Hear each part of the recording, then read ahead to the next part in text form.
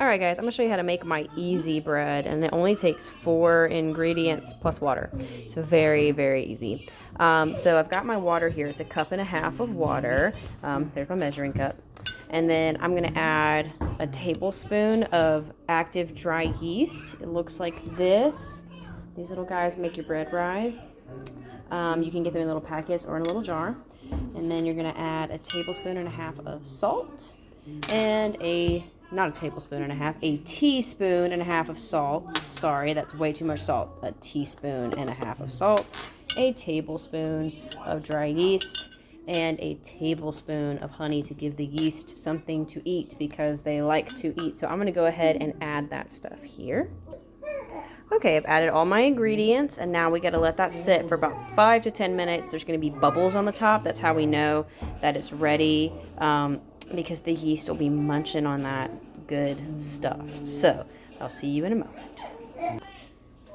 Okay, so it is bubbly on top, so we're going to add it to the mixing bowl. What you're going to do is, if you don't have a mixer, then you're going to just put it in a big bowl and you can stir it up with a lot of flour. And so the amount of flour you're going to use is between 3.5 to 4.5 cups. I like to start with about 3.5, and then if it looks like it's too sticky, then I'll add some more to it. And you can just use a regular stirring spoon to do that. And then once you get it nice and thick, you can actually knead it with your hands. So we're going to go ahead and add that to the mixer. We're mixing.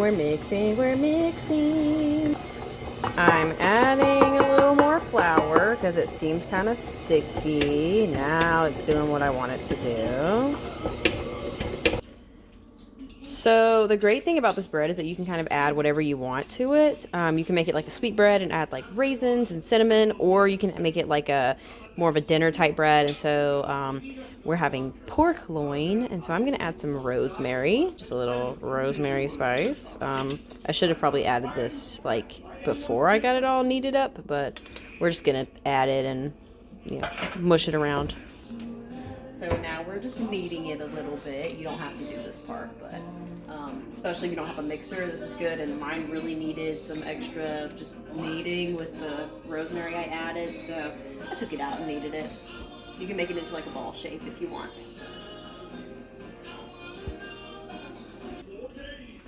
So now you're gonna let it just sit on a plate. I mean, maybe cover it with a little towel or something. It's gonna sit and grow almost twice its size. We're just kind of letting it do its thing before we put it in the oven. You're gonna do this for 15 to 20 minutes.